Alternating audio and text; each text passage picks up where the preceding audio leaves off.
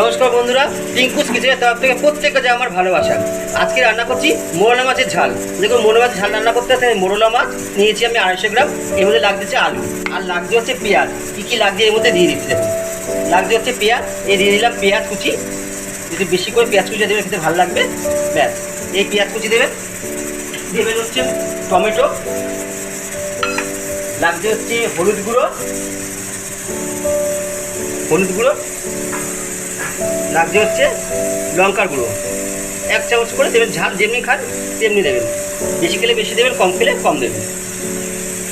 লাগছে হচ্ছে নুন, আন্দাজ মতো নুন। আর লাগছে হচ্ছে মাখার সময় কিছুটা সর্ষের তেল দিয়ে মেখে নেবেন।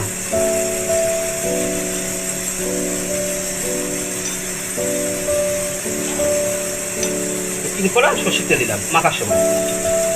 এবার এটাকে আমি মেখে নেব। যখন রান্না করবো তখন আবার দেখে দেবো কী করে রান্না করছি। এটা আমি মেখে দিলাম। কড়াইটা আমি আগে থেকে বসিয়ে গেছি। এবার কড়াইটা আমি দিয়ে দেবো তেল। আগে আমি দিয়েছিলাম 2 চামচ 3 চামচ।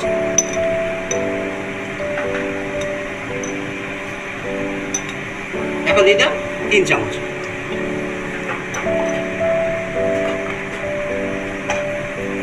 তেলটা গরম হোক, এবার দিয়ে দেবো আলু।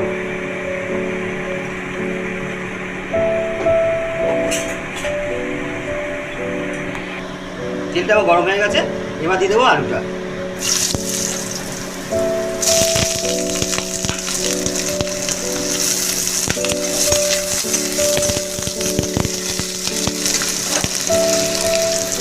ভাজা ভাজা হবে, তার মধ্যে দিয়ে দেবো আমি আদা রসুন পেস্ট।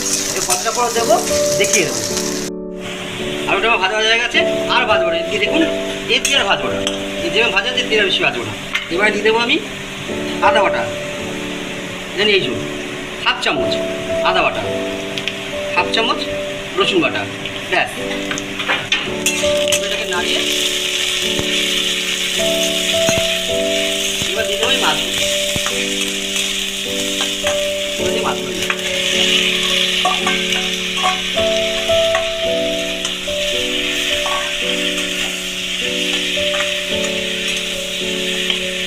জল দিয়ে দেবো,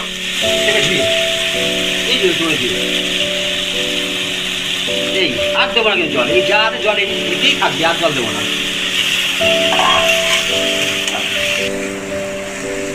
গ্যাসের আঁচটা কমিয়ে দিলাম, কমিয়ে দিয়ে এবার আমি ঢাকা দিয়ে দিই। ব্যাস, দেখুন অনেকটা টেনে গেছে, হয়ে এসছে। আর একটু উল্টে দিলাম, দিয়ে এবারে ঢাকা দিই না, পরে নামিয়ে দেবো। এটা ঢাকা দেবো, জলটা একটু মধ্যেই নামিয়ে দেবো। হয়ে গেছে আমার মোরলা মাছের ঝাল। এবারে আমি নামিয়ে দিচ্ছি, নামানোর পরে আমি আসছি।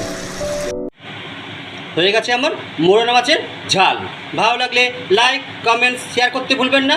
অবশ্যই সাবস্ক্রাইবটা করে দেবেন। যারা এখনও সাবস্ক্রাইব করেননি অবশ্যই সাবস্ক্রাইব করে দেবেন।